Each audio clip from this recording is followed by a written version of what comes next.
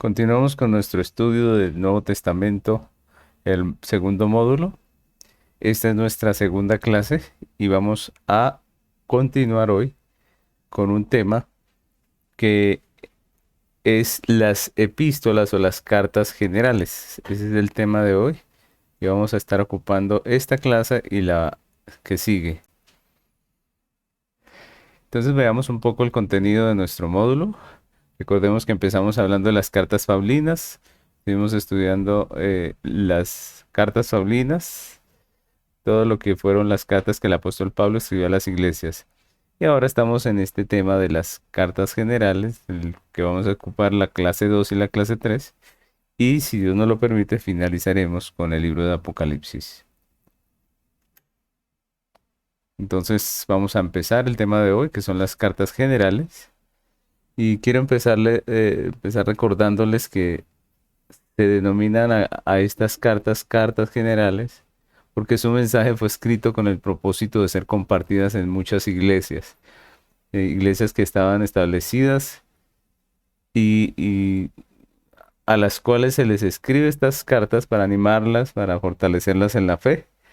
Entonces no está solamente dirigida a una iglesia en particular, sino que son dirigidas a muchas iglesias en general, como incluso lo dice el comienzo de muchas de estas epístolas. Entonces, por eso son llamadas cartas generales. También son llamadas así porque los asuntos que abordan estas cartas no son simplemente las problemáticas de una iglesia local, sino que más bien son las problemáticas de muchas iglesias que están en ese tiempo viviendo esas circunstancias. Entonces también por esa razón, porque su tema es muy general, muy indicado o apropiado para la situación general de las iglesias, que también son conocidas como cartas generales. Temas como la persecución por la fe, que obviamente en los primeros siglos fue muy intensa, ¿cierto? Fue muy recurrente dentro de todas las congregaciones locales. Ese tema, por ejemplo, es muy importante dentro de estas cartas. Otros temas como la sujeción a las autoridades. Recordemos que los que perseguían eran las autoridades, ¿no? Y, y en medio de que la autoridad nos persigue, pues cabe la pregunta de si debemos o no obedecerlas, ¿no? Y lo que vemos en estas cartas es continuamente un llamado a la sujeción a las autoridades, obviamente en lo que es lícito, ¿cierto? Y en lo que no es lícito, es decir, en cuanto a, por ejemplo, la prohibición de predicar el evangelio, pues la Biblia es muy clara en indicarnos que es más importante obedecer a Dios que a los hombres en ese caso. Pero en general, estas epístolas nos van a llamar a sujetarnos a las autoridades porque fueron establecidas por Dios. También nos hablan, por ejemplo, de temas como los falsos maestros, bueno, todos estos temas que eran muy comunes dentro de las iglesias en los primeros siglos. Vamos a comenzar entonces con este tema de las cartas generales, estudiando el libro de Hebreos. Hoy vamos a ver 4 de esas cartas y si Dios no lo permite, en la próxima clase estaremos viendo las otras 4 cartas. Entonces empecemos hablando del libro de Hebreos. El autor de Hebreos, comencemos hablando del autor. El autor, pues realmente se han sugerido una gran cantidad de posibles autores, entre ellos Pablo, Bernabé y otros líderes de la iglesia del tiempo apostólico, pero realmente no se sabe con certeza quién escribió la carta a los hebreos, ¿no? Hay personas, hay eruditos bíblicos que am, hablan con mucha autoridad de que fue Pablo, ¿no? Pero la realidad es que de eso no hay certeza, ¿no? Incluso algunos meten hebreos dentro de las cartas paulinas. Sin embargo, de eso no se tiene certeza y algunas diferencias entre la manera que escribe el autor de Hebreos y el apóstol Pablo, y realmente no podemos asegurar que esta sea una epístola del apóstol Pablo. Entonces, realmente no tenemos eh, un autor, no conocemos el autor. quién fue el autor. Lo que sí podemos ver es que está dirigida a la iglesia hebrea, ¿no? Y en la carta pues vemos que no es muy claro el autor porque no se nos dice el nombre y tampoco se nos da muchos indicios, sino que la carta arranca hablando del tema que quiere escribir el autor y no pone como siempre, como habitualmente se hace dentro de las cartas, el nombre del autor. Dice, por ejemplo, Hebreos capítulo 1, versículo 1 al 4, dice, Dios, habiendo hablado muchas veces, de muchas maneras, en otro tiempo, a los padres por los profetas, en estos postreros días nos ha hablado por el Hijo, a quien constituyó heredero de todo y por quien asimismo hizo el universo, el cual siendo el resplandor de su gloria y la imagen misma de su sustancia, y quien sustenta todas las cosas con la palabra de su poder, habiendo efectuado la purificación de nuestros pecados por medio de sí mismo, se sentó a la diestra de la majestad de las alturas, hecho tanto superior a los ángeles, cuanto heredó más excelente nombre que ellos. Entonces miren cómo esta carta a los hebreos empieza de una manera en la que no podemos ver quién es el autor, ¿no? Y cómo podemos ver el libro en sí. No comienza como una carta. Algunos incluso han pensado que no es una carta, ¿no?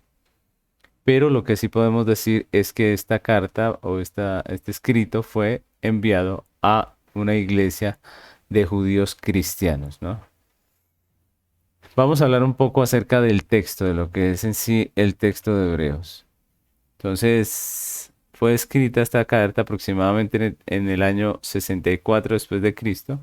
Los creyentes a los que fue escrita esta carta habían sido perseguidos y algunos estaban eh, en situaciones tan difíciles que ellos estaban alejándose de la fe y volviéndose al judaísmo, ¿no? Entonces muchos de estas personas que eran creyentes, que eran cristianos, estaban volviendo al judaísmo. Y es en ese contexto que el autor escribe explicando el Evangelio desde los textos y la liturgia del Antiguo Testamento. Y eso, por eso es muy interesante este libro, porque lo que hace el autor es explicar cómo Cristo es el cumplimiento de la profecía o de la promesa del pacto en el Antiguo Testamento. Entonces, este es un libro muy interesante para ver esa conexión que hay entre el Antiguo y el Nuevo Testamento, ¿cierto? Es muy interesante porque hoy en día una parte de la iglesia pues ha considerado que el Antiguo Testamento prácticamente no viene a ser relevante para este tiempo. Sin embargo, vemos que la Biblia está completa y que toda la escritura es inspirada por Dios. Y lo que hace Hebreos es conectar ese Antiguo Testamento con el Nuevo y explicarlo. Y eso es muy interesante, muy edificante para nosotros. Hebreos capítulo 5, versículos 5 y 6 dice, así tampoco Cristo se glorificó a sí mismo haciéndose sumo sacerdote, sino el que le dijo, tú eres mi hijo, yo te he engendrado hoy. Como también dice en otro lugar, tú eres sacerdote para siempre según el orden de Melquisedec. Entonces aquí en este pequeño texto que acabamos de leer, vemos como el autor de Hebreos toma dos textos del Antiguo Testamento para darnos a entender que Cristo es el Mesías prometido, ¿no? Que Cristo es el cumplimiento de esas promesas del Antiguo Testamento. Y en ese tema, pues podríamos dividir Hebreos en dos grandes temas, ¿no? ¿Cuáles son? El primero es Jesucristo como cumplimiento del Antiguo Testamento, del Antiguo Pacto. Y la segunda parte nos habla del Nuevo Pacto, que es nuevo no porque sea diferente al Antiguo, ¿cierto? En cuanto a que Dios vuelve y empieza algo diferente, ¿no? Sino que es nuevo en el sentido de que Cristo viene a cumplir ese Antiguo Testamento. Entonces, esas son las dos partes en que podemos dividir este libro. Vamos a ver un poco lo que es el tema del libro de Hebreos. El tema del libro de Hebreos es que Cristo cumple el Antiguo Pacto, ¿no? Entonces, el Antiguo Testamento no nos lleva al judaísmo, como algunos de los que estaban en la congregación a la que escribe el autor estaban pensando, ¿no? Ellos veían las situaciones difíciles que vivían por Cristo y llegaron a pensar que de pronto estaban equivocados ¿cierto? Y lo que hacen ellos es volverse al judaísmo, volverse a los rituales del Antiguo Testamento.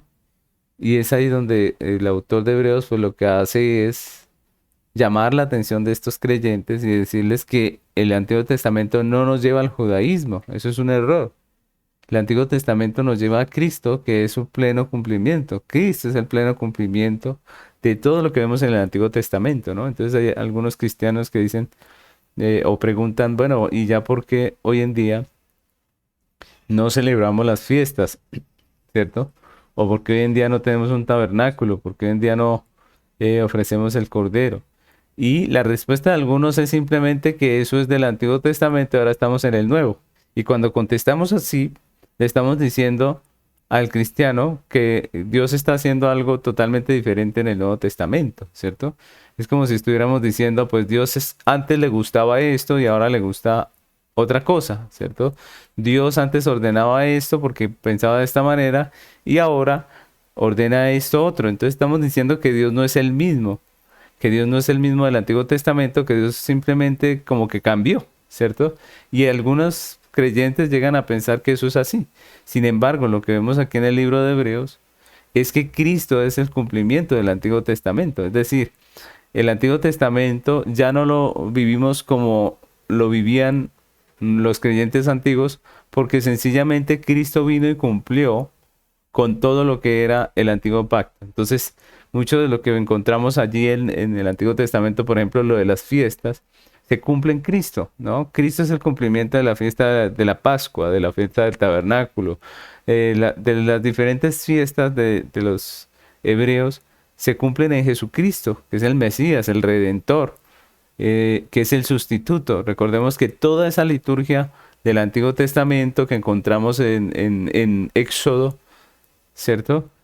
Cuando habla acerca del tabernáculo y lo que encontramos después, más adelante en el tiempo de los reyes con el templo. Y toda esa liturgia pues se resume en la obra de Cristo. Realmente cada una de esas partes de la liturgia nos habla de Cristo. Entonces cuando viene Cristo, Él cumple todas estas cosas. Entonces a la pregunta ¿por qué hoy en día ya no sacrificamos un cordero, por ejemplo?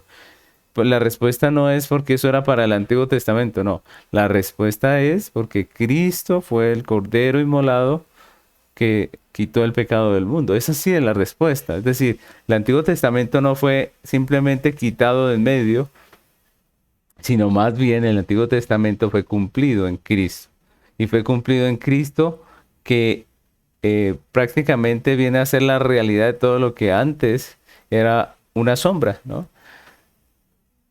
Y eso es importante dentro de nuestro entendimiento de lo que es la Biblia, ¿no? La Biblia es un solo libro. Es un solo libro. No, no son dos realmente, es un solo libro.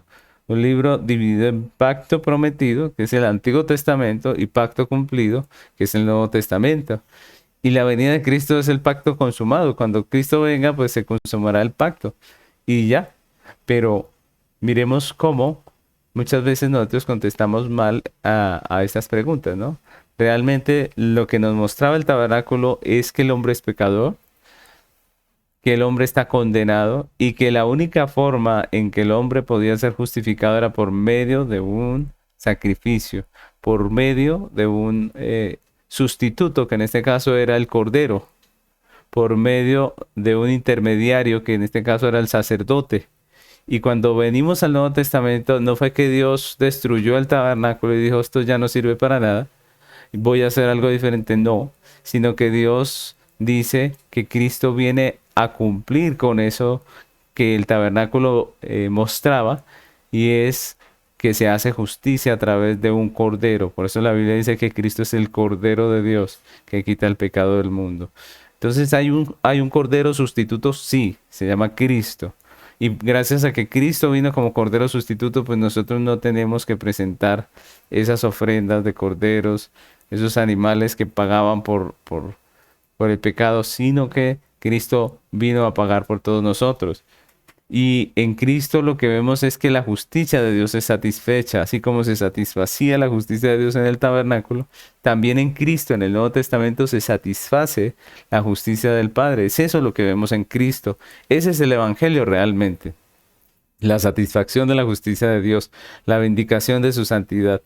Y no solamente la salvación del hombre. La salvación del hombre viene a ser una consecuencia de la justicia que fue satisfecha. Y por eso el libro de Hebreos es tan hermoso, porque el libro de Hebreos nos conecta el Antiguo Testamento con el Nuevo Testamento y nos hace entender que es un solo libro y que Cristo viene a hacer el cumplimiento. Entonces leemos Hebreos capítulo 7, versículo 26 al 28 que dice: porque tal sumo sacerdote nos convenía santo, inocente, sin mancha, apartado de los pecadores y hecho más sublime que los cielos, que no tienen necesidad cada día, como aquellos sumos sacerdotes, de ofrecer primero sacrificios por sus propios pecados y luego por los del pueblo, porque esto lo hizo una vez para siempre, ofreciéndose a sí mismo. Porque la ley constituye sumos sacerdotes a débiles hombres, pero la palabra del juramento posterior a la ley, al Hijo, hecho perfecto para siempre. Pues miren lo claro que es Hebreos. Hebreos toma la figura del sumo sacerdote y dice que Cristo es el sumo sacerdote, es el cumplimiento de esa imagen del Antiguo Testamento, de esa sombra, es Cristo. Cristo está manifestando la justicia de Dios a través de su obra como intermediario. Recordemos que ese era el trabajo del sacerdote. El sacerdote mediaba entre Dios y los hombres, y es lo que hizo Cristo. Y Cristo, con la sangre de su propio sacrificio, se presenta delante del Padre como aquel cordero, como aquel que satisface la justicia de Dios, aquel que pagó por nosotros y también aquel que nos da vida eterna, y eso es maravilloso. Así que Hebreos es un libro que nos entrelaza lo uno con lo otro y nos muestra cómo Cristo es el cumplimiento del antiguo pacto. ¿Ven? Vamos a continuar con el énfasis. El énfasis de la carta a los Hebreos. El énfasis es el Evangelio en el Antiguo Testamento. Entonces, esa es otra cosa que es muy importante. El Evangelio está desde siempre, ¿no? El autor de Hebreos se ocupa de mostrar cómo el antiguo pacto, con su templo, sacerdocio, ofrendas y toda su liturgia, nos hablan de Cristo, el verdadero mediador del pacto. Cristo. Y en toda la historia de redención el mensaje siempre ha sido el mismo, siempre ha sido el Evangelio. El mensaje es Cristo, el Salvador de los hombres, del hombre que está perdido, que está muerto en sus delitos y pecados. Todo el tiempo, en toda la Biblia, el Evangelio ha sido Cristo. Algunos piensan que el mensaje del Antiguo Testamento era pórtese bien. Y ya. Y resulta que ese no es el mensaje del Antiguo Testamento, porque en el Antiguo Testamento vemos la ley de Dios, pero también vemos al hombre pecador, igual que en el Nuevo Testamento. Y en el Antiguo Testamento, ninguno de los hombres, ni siquiera los personajes bíblicos, los profetas, llegaron a ser perfectos para ganarse el cielo. Ninguno. Todos ellos fueron salvos por la obra de Cristo, por la salvación, la redención en Cristo. Y todos ellos esperaban en la promesa del Mesías. Y en el Antiguo Testamento vemos que también había salvación por gracia, había un sustituto que pagaba por el pecado del pueblo. Y vemos el Evangelio en todo el Antiguo Testamento. Entonces eso también es muy importante dentro de nuestra comprensión de la Biblia. En toda la historia de redención el mensaje es uno y el mismo. Cristo es el Salvador del hombre perdido. Y esto es radicalmente importante para los que enseñamos la Biblia. Cuando enseñamos la Biblia, no podemos hacer de la Biblia dos libros totalmente diferentes, porque no es así. La Biblia no son dos libros totalmente diferentes. La Biblia es un solo libro. Antiguo y Nuevo Testamento son dos partes de ese mismo libro. Y en una lo que nos muestran es una promesa y en la otra lo que vemos es el cumplimiento. ¿Cierto? No podemos hablar del Nuevo Testamento en desmedro del Antiguo, porque eso está mal, es incorrecto. Lo que tenemos que hablar es del Nuevo Testamento como el cumplimiento del Antiguo. Y en toda la Escritura podemos encontrar el Evangelio de nuestro Señor Jesucristo.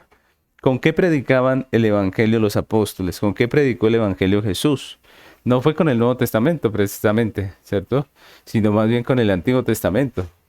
porque es en el Antiguo Testamento donde nos hablan acerca de la esperanza viva de Cristo como Salvador, del Cordero como sustituto, de Cristo como sumo sacerdote. Es en el Antiguo Testamento donde nos hablan acerca de Cristo como la simiente de Abraham. Así que nosotros encontramos en las mismas cartas de los apóstoles, encontramos el Evangelio predicado desde el Antiguo Testamento. Y nosotros como cristianos debemos llegar a ser capaces de predicar el Evangelio incluso desde el Antiguo Testamento, como lo hacían los apóstoles, como lo hizo el mismo Señor Jesucristo. Que recordemos que a los del camino de Maús les predicó el Evangelio, dice, empezando desde Moisés, es decir, desde Génesis, el Evangelio ha sido predicado. Entonces, eso es muy importante para nosotros como creyentes.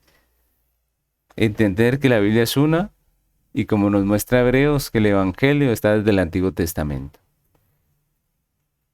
Vamos a hablar de otro énfasis en el libro de Hebreos y es la vida cristiana. Entonces, Hebreos también nos habla acerca del tema de la vida cristiana.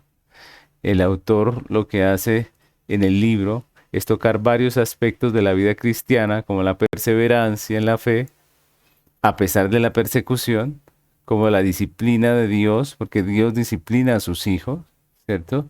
Eso es un aspecto muy importante dentro de la cosmovisión bíblica, que es la disciplina de Dios. Ese es un tema que Hebreos nos muestra, él nos dice, nos habla acerca de la importancia de que tengamos un padre que él nos corrija, ¿cierto? Pero también habla de temas como la pureza sexual, la sujeción a los pastores, porque hay personas que piensan que uno puede ser cristiano sin tener pastor, que uno no debe pertenecer a una iglesia local y que uno puede vivir como cristiano donde sea.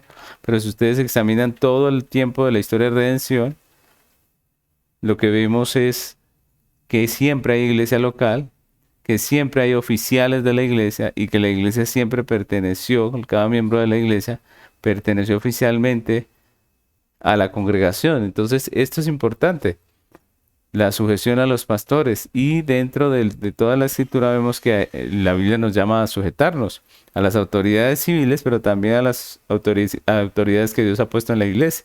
Entonces, hoy en día hay grupos que dicen que ni siquiera a los pastores se les debía llamar pastor y que todos deberíamos llamarnos hermanitos y que sencillamente eso es igualdad y que, bueno, tienen sus argumentos humanistas, pero no son bíblicos, porque la Biblia nos dice que Dios instituyó oficiales dentro de las congregaciones a los cuales la iglesia debe estar sujeta. Y también nos habla el libro de Hebreos de compartir como hermanos en medio de las necesidades. Y bueno, tiene muchos temas que trata acerca de la vida cristiana. Un ejemplo está allí en Hebreos capítulo 3, versículo 12 al 15, que dice, mirad hermanos, que no haya en ninguno de vosotros corazón malo de incredulidad para apartarse del Dios vivo. Antes exhortaos los unos a los otros cada día, entre tanto que se dice hoy, para que ninguno de vosotros se endurezca por el engaño del pecado, porque somos hechos participantes de Cristo con tal que retengamos firmes hasta el fin nuestra confianza del principio. Entre tanto que se dice, si oyeres hoy su voz, no endurezcáis vuestros corazones como en la provocación. Entonces, allí vemos ese énfasis marcado de la vida cristiana, del creyente que debe aprender de la palabra de Dios, incluso en el Antiguo Testamento, que nos debemos exhortar, que debemos perseverar, que somos parte de esa salvación en Cristo, pero que estamos llamados también a perseverar en medio de la fe a pesar de las circunstancias. Vemos todo este tema de la vida cristiana en el libro de Hebreos. La segunda carta que vamos a estar viendo hoy es la epístola de Santiago. La epístola de Santiago. Entonces, esa es otra de las cartas que podemos llamar cartas generales. Y todo apunta que el autor de esta epístola es Jacobo. Si ustedes recuerdan, Jacobo, en la Biblia hay varios, ¿no? En el Nuevo Testamento podemos encontrar varios, pero parece ser que el escritor, el autor de esta carta es Jacobo, que también fue llamado Santiago y que era hermano de Jesús, ¿no? Entonces, habían otros Santiagos, pero parece ser que este es el hermano de Jesús. Y leemos nosotros en Gálatas 1, 18 y 19 acerca de este hermano de Jesús. Dice Gálatas 1, 18 y 19. Después, pasados 3 años, subí a Jerusalén para ver a Pedro y permanecí con él 15 días. Está hablando el apóstol Pablo. Y dice el 19. Pero no vi a ningún otro de los apóstoles, sino a Jacobo, el hermano del Señor. Entonces es de este Jacobo, que es el hermano del Señor, que nos habla esta carta cuando dice que Santiago, cuando se identifica como Santiago. Santiago fue el anciano principal de la iglesia en Jerusalén, el pastor. Y nosotros lo podemos ver en muchos textos como liderando la iglesia en Jerusalén. Recordemos, por ejemplo, cuando se realiza el primer concilio allí en Jerusalén, que vienen los apóstoles, viene Pablo con su iglesia también, con parte de su iglesia, con los líderes, y tienen esa reunión para hablar acerca de los gentiles. Y ustedes recuerden quién termina dando el veredicto final, quién es el que determina lo que se va a hacer al final del concilio en Jerusalén. Es precisamente Jacobo o Santiago. Dice Hechos 15 del 13 al 15, dice, y cuando ellos callaron, Jacobo respondió diciendo, varones hermanos, oídme. Simón ha contado cómo Dios visitó por primera vez a los gentiles para tomar de ellos pueblo para su nombre. Y con esto concuerdan las palabras de los profetas como está escrito. Entonces miren cómo, si hiciéramos un pequeño estudio de ese primer concilio, pues recordemos que se trajeron los temas a tratar. Se demostró por la palabra, se demostró con los hechos que habían ocurrido anteriormente, cómo los gentiles tenían parte en la iglesia. Pero el quien determina finalmente lo que se va a hacer es precisamente el pastor de la iglesia de Jerusalén, que es Santiago. Y miren cómo él no lo determina porque sí, sino que él se toma de las escrituras para decir y afirmar lo que está diciendo. Él dice, esto concuerda con lo que dicen las escrituras y él determina el veredicto final. Entonces miremos que es este Santiago del que nos está hablando esta carta, del que escribe más bien esta carta. Ahora hablemos un poco acerca del texto de Santiago. Como hemos dicho, de las cartas generales, pues no están escritas para una iglesia en particular, sino para las iglesias en general. Y esta carta de Santiago, pues está escrita específicamente para las iglesias de los judíos que han sido esparcidos por varias regiones, ¿no?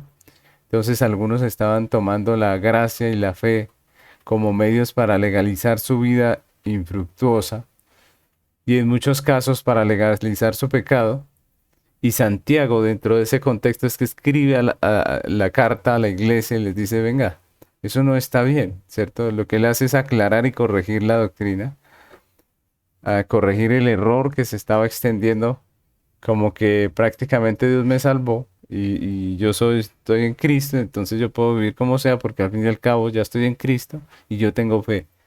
Y lo que hace Santiago es amonestarlos. Por ejemplo, en Santiago capítulo 1, versículos 19 al 22 dice, por eso, mis amados hermanos, todo hombre sea pronto para oír, tardo para hablar, tardo para irarse, porque la ira del hombre no obra la justicia de Dios. Por lo cual, desechando toda inmundicia y abundancia de malicia, recibid con mansedumbre la palabra implantada, la cual puede salvar vuestras almas. Pero sed hacedores de la palabra y no tan solamente oidores, engañándoos a vosotros mismos. Entonces aquí nos hablan acerca del autoengaño, ¿no? Del que dice yo soy de Cristo, yo creo, pero la Biblia dice que es solamente oidor, pero no hacedor, ¿no? Y ahí Santiago le llama la atención a la iglesia por esa actitud que estaban tomando, como una actitud hipócrita y una actitud religiosa, pero no una actitud de un verdadero creyente.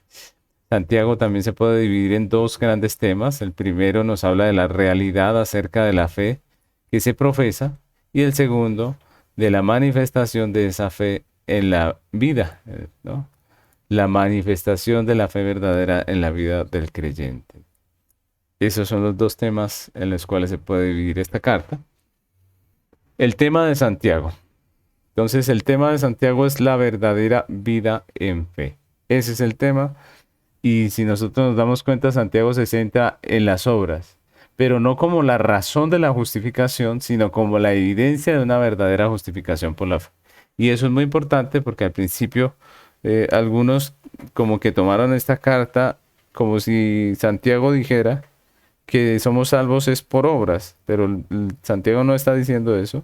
Lo que dice Santiago dentro de la epístola y de lo que está hablando con relación al contexto que estaba viviendo es de que un cristiano verdadero evidencia su fe con los demás hermanos, con la iglesia, en su vida práctica, ¿no? O sea, de nada sirve decir yo soy creyente si la vida práctica no se manifiesta.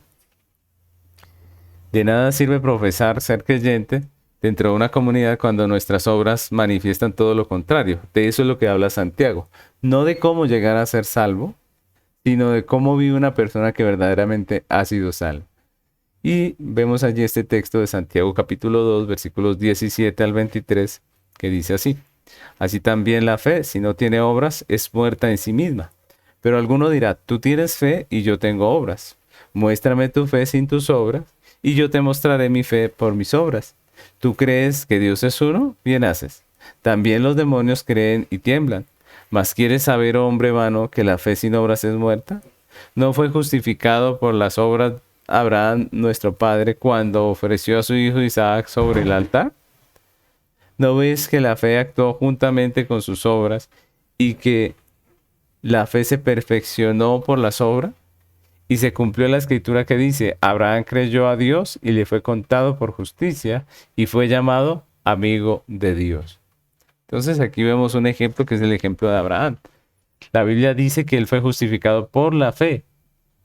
Pero la manifestación de la fe de Abraham se hace visible para los creyentes y para nosotros que estamos observando a Abraham a través de sus obras que manifiestan una verdadera regeneración, una verdadera transformación de Dios en la vida de Abraham. Entonces, de la misma manera, la verdadera vida de fe debe manifestarse en obras acordes a la fe, ¿no? Coherentes con la fe. Y ese es el tema de Santiago. Santiago tiene también algunos énfasis dentro de esa carta. El primer énfasis es la aceptación de las personas, la acepción de personas, acepción de personas, y cuando decimos acepción de personas nos estamos refiriendo a el tema de rechazar o aceptar las personas dentro de la congregación. Algunos creyentes en esta iglesia valoraban lo que tenía una persona y no lo que era la persona. Es decir, ellos lo que buscaban era, o lo que miraban más bien, era la posición económica de la persona y no simplemente lo que era ella, ¿no? Y por eso Santiago escribe acerca de este tema. Cuando entraban personas con dinero, con posición económica a la congregación, pues estos creyentes lo recibían con mucho aprecio. Y cuando entraba un pobre en la congregación, pues lo menospreciaban, ¿no? Entonces Santiago les llama la atención precisamente en este punto. Les llama la atención porque ellos están haciendo algo que es equivocado, que no está bien, ¿no? Santiago capítulo 2 versículos 1 al 5 dice, hermanos míos, que vuestra fe en nuestro glorioso Señor Jesucristo sea sin acepción de personas. Porque si en vuestra congregación entra un hombre con anillo de oro y con ropa espléndida, y también entra un pobre con vestido andrajoso, y miráis con agrado al que trae la ropa espléndida, y le decís, siéntate tú aquí en buen lugar, y decís al pobre, estate tú allí en pie, o siéntate aquí bajo mi estrado. ¿No hacéis distinción entre vosotros mismos y venís a ser jueces con malos pensamientos? Hermanos míos, amados, oíd. ¿No ha elegido Dios a los pobres de este mundo para que sean ricos en fe y herederos del reino que ha prometido a los que le aman? Entonces allí vemos esa amonestación de Santiago. Ahora miremos el segundo énfasis de esta carta, que es la influencia de nuestras palabras. Ese es otro énfasis que vemos marcado allí en Santiago. Específicamente, Santiago le dedica el capítulo 3 a este tema. Y esto es un tema que tiene que ver con lo que nosotros decimos, ¿no? Nuestras palabras tienen el poder para construir o también tienen el poder para destruir.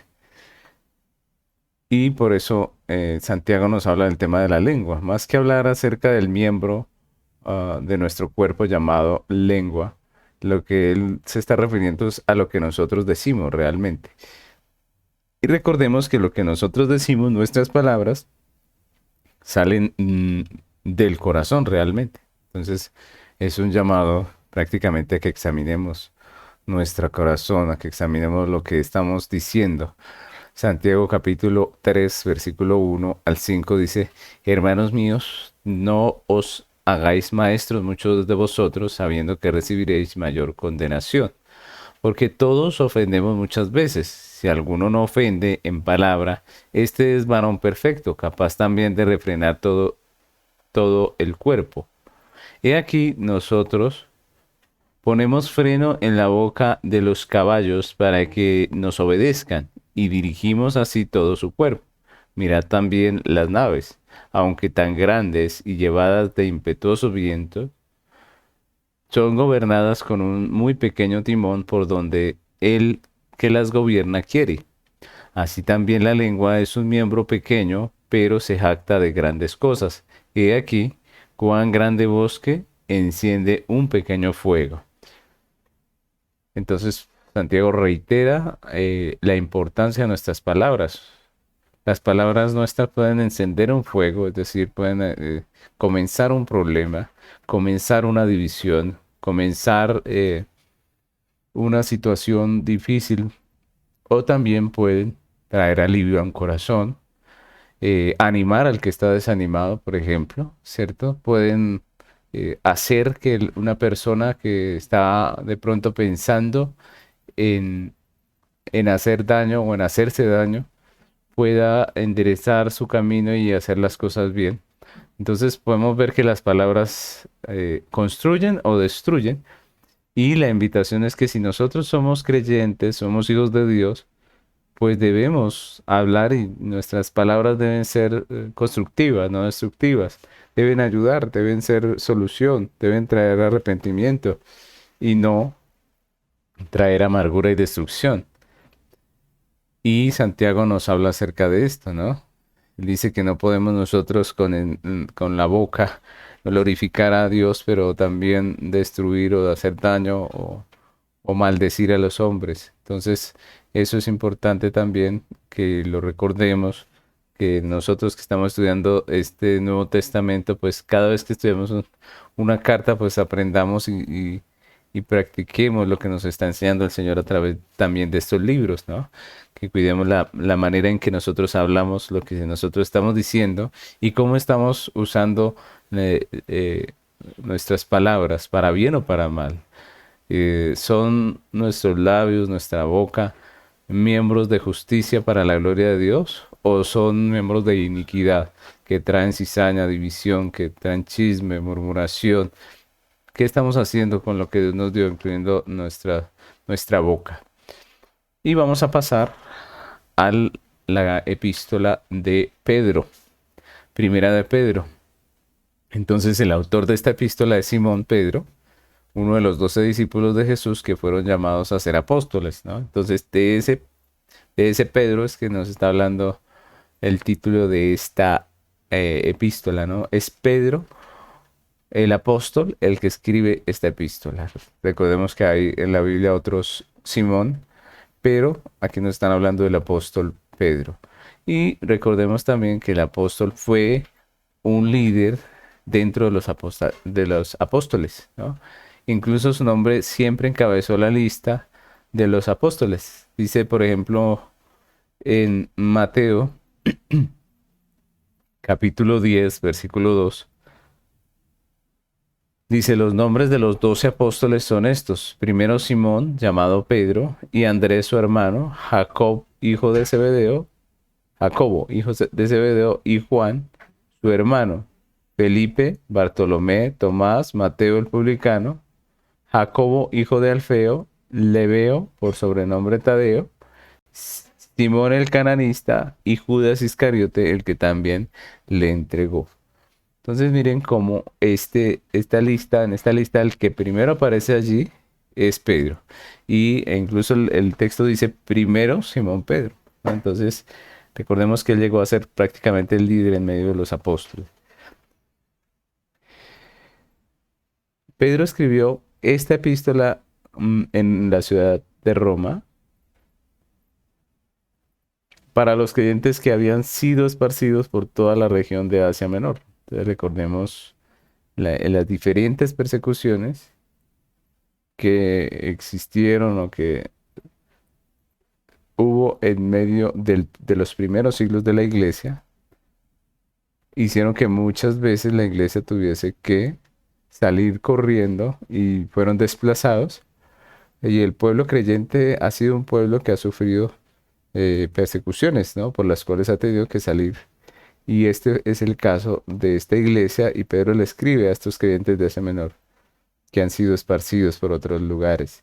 Pedro, apóstol, dice primera de Pedro 1 y 2, dice Pedro, apóstol de Jesucristo, a los expatriados de la dispersión en el Ponto, Galacia, Capadocia, Asia y Bitinia, elegidos según la presciencia de Dios Padre en santificación del Espíritu para obedecer y ser rociados con la sangre de Jesucristo, gracia y paz os sean multiplicadas. Entonces, vemos aquí ese encabezado de la epístola, donde Pedro se identifica y también identifica a las personas que van a recibir esa epístola, que viene a ser las iglesias. Recordemos que no era solamente una iglesia, sino que eran las iglesias de aquella región que habían sido esparcidas. Ahora hablemos un poco acerca del texto de primera de Pedro.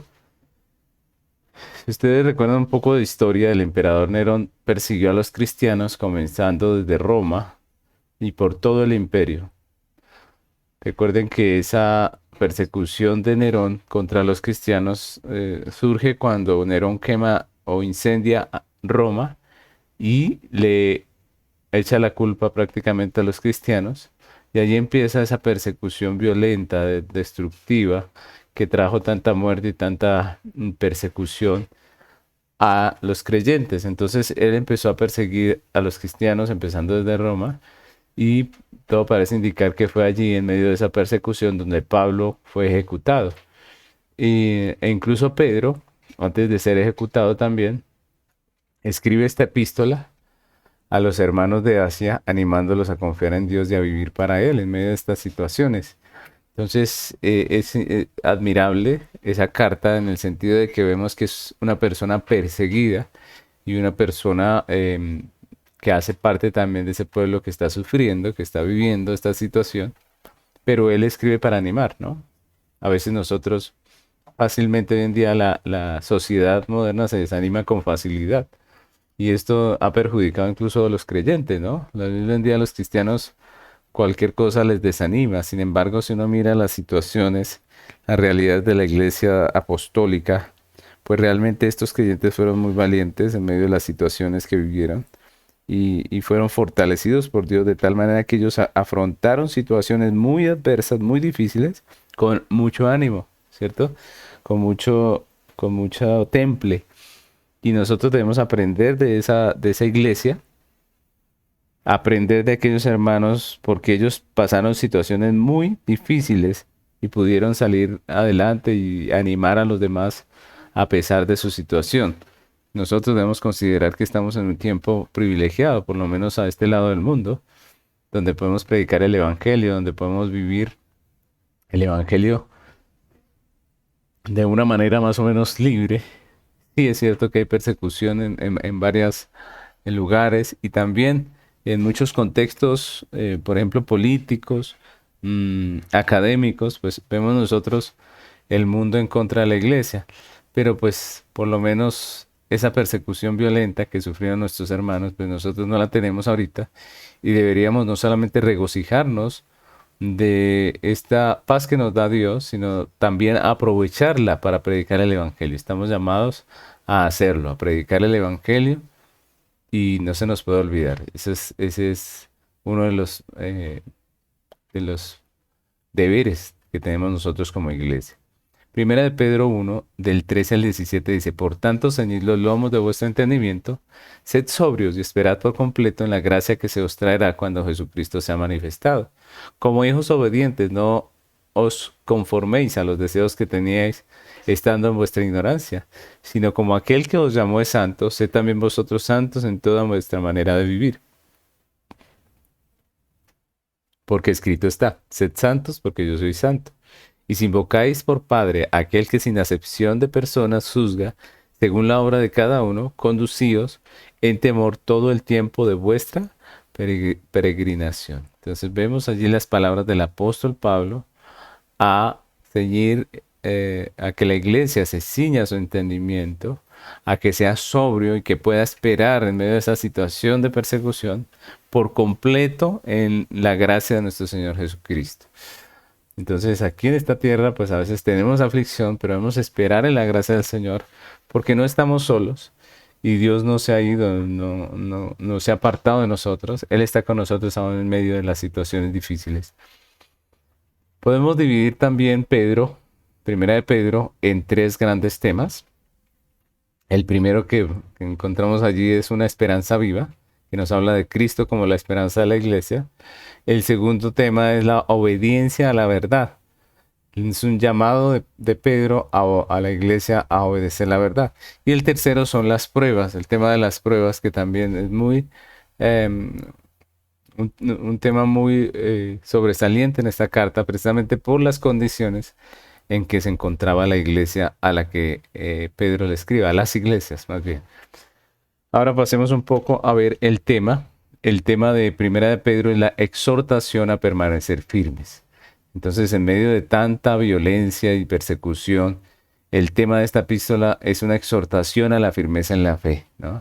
Es un llamado a permanecer firmes, a sufrir por causa de la justicia en un mundo en tinieblas, porque esa es la realidad. La iglesia sufre persecución en medio del mundo en tinieblas y eso no se nos debe hacer extraño. Eso prácticamente para los cristianos es normal, en el sentido de que esa es la realidad que vivimos y hemos vivido por muchas épocas. Antes, como les decía hace un momento, nosotros tenemos el privilegio de que la persecución nuestra no es tan intensa como lo fue en aquellos tiempos. Y la Biblia nos habla de esto, el Evangelio nos advierte, Jesús nos advirtió muchas veces. Entonces la verdadera esperanza del creyente no está en este mundo, ni en una persona, ni en un líder, sino que la esperanza nuestra es Dios. Nuestra esperanza está en Cristo.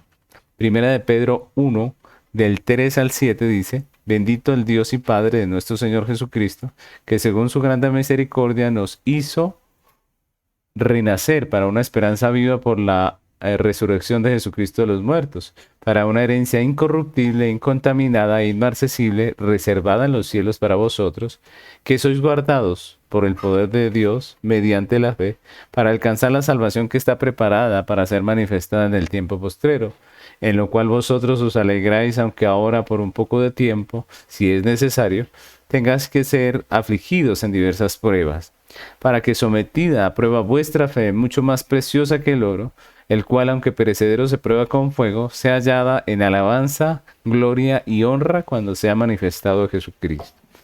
Miren cómo la esperanza que Pedro nos habla no es de este mundo.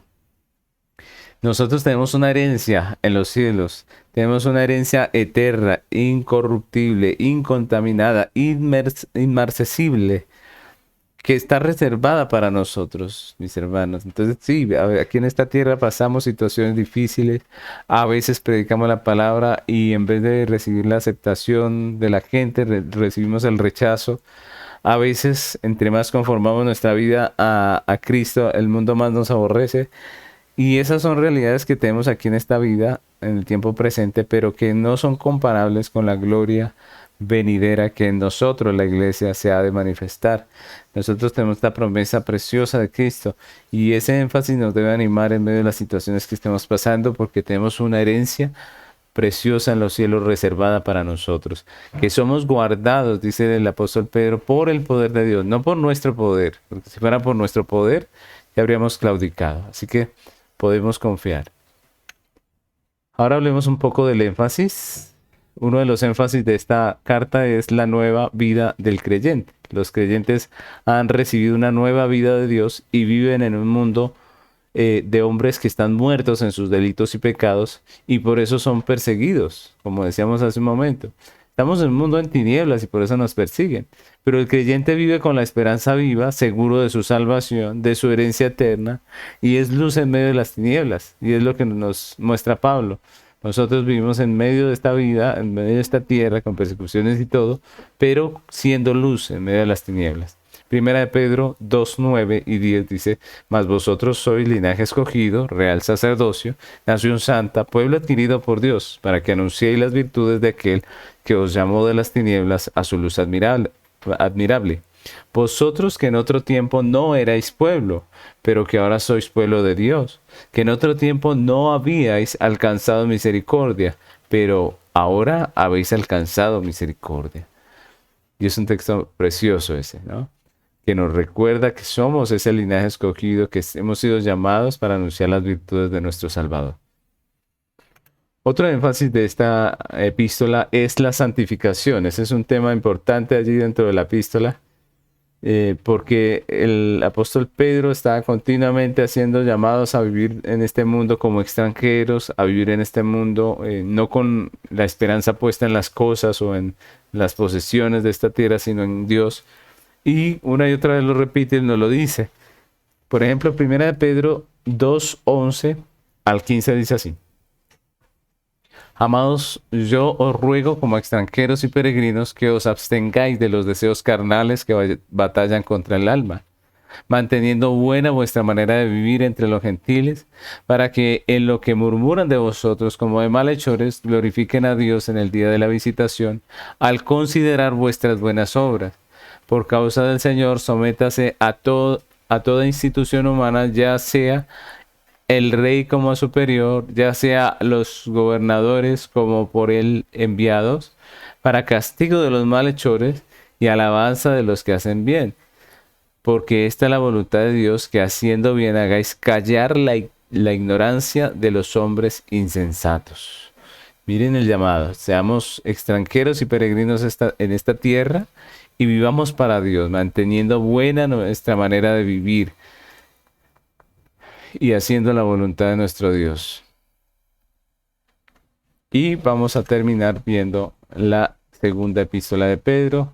El autor de esta epístola obviamente también es el apóstol Pedro, quien escribió la segunda epístola probablemente desde Roma, y a los mismos creyentes a los que le escribe la primera, ¿no? Entonces es la misma audiencia prácticamente. Dice en segunda de Pedro 1, del 1 al 2, dice, Simón Pedro, siervo y apóstol de Jesucristo, a los que habéis alcanzado por la justicia de nuestro Dios y Salvador, Jesucristo, una fe igualmente preciosa que la nuestra.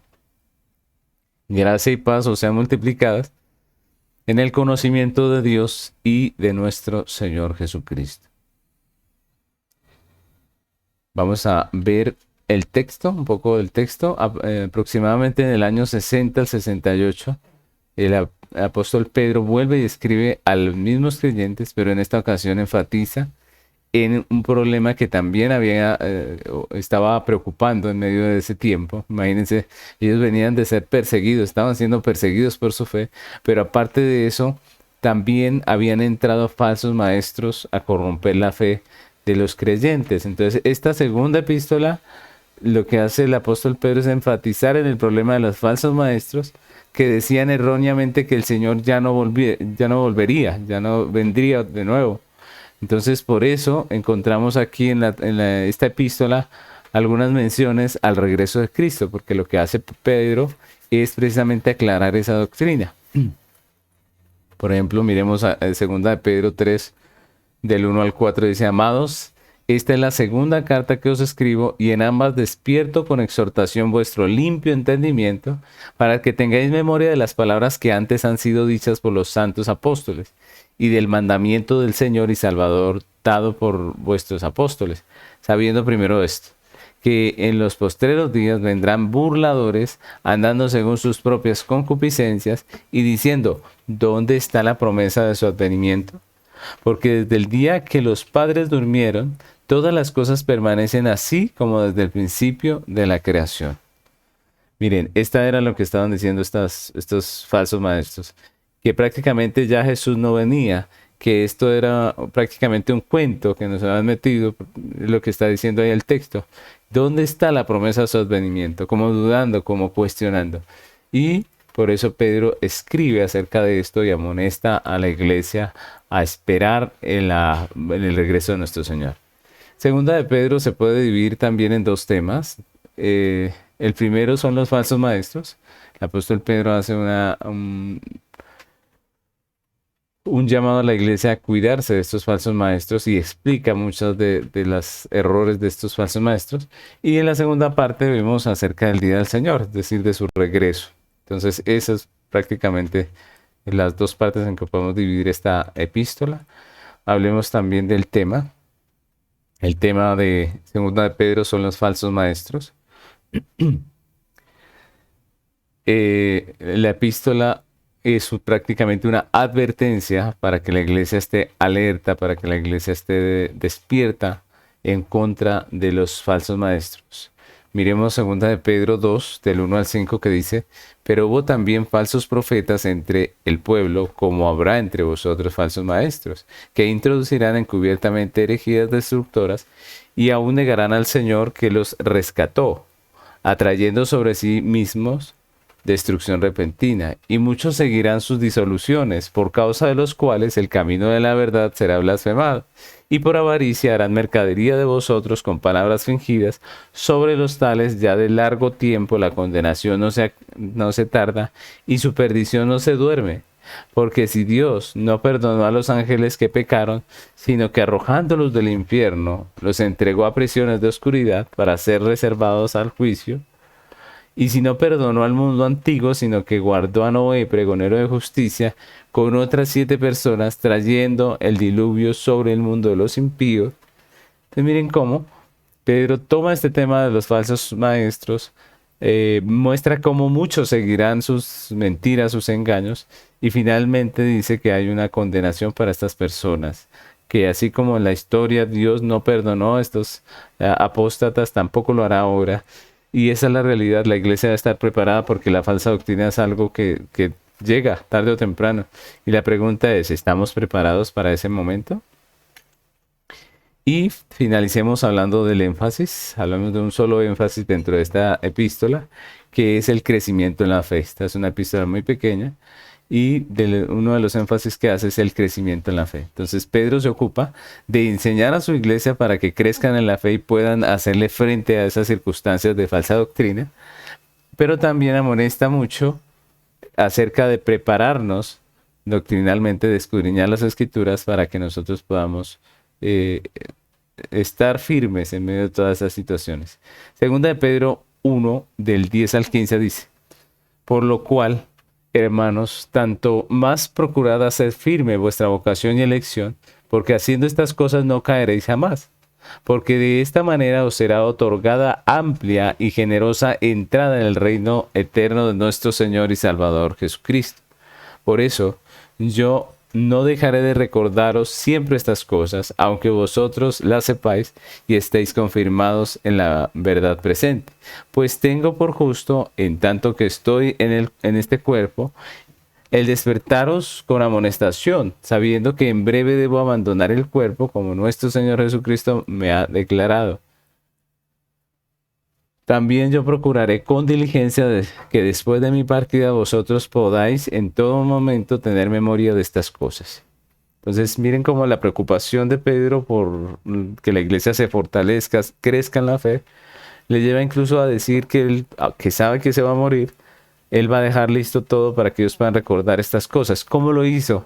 Pues dejando sus escritos, sus cartas, ¿no? Y es lo que nosotros hoy en día tenemos, esas epístolas. Y es un llamado a nosotros los creyentes a crecer en la fe y estar preparados para cuando venga la apostasía, cuando venga la falsa doctrina. Y con esta epístola, pues terminamos por el día de hoy. Si Dios nos lo permite, nos veremos en la próxima clase y vamos a seguir estudiando las cartas generales. Bendiciones.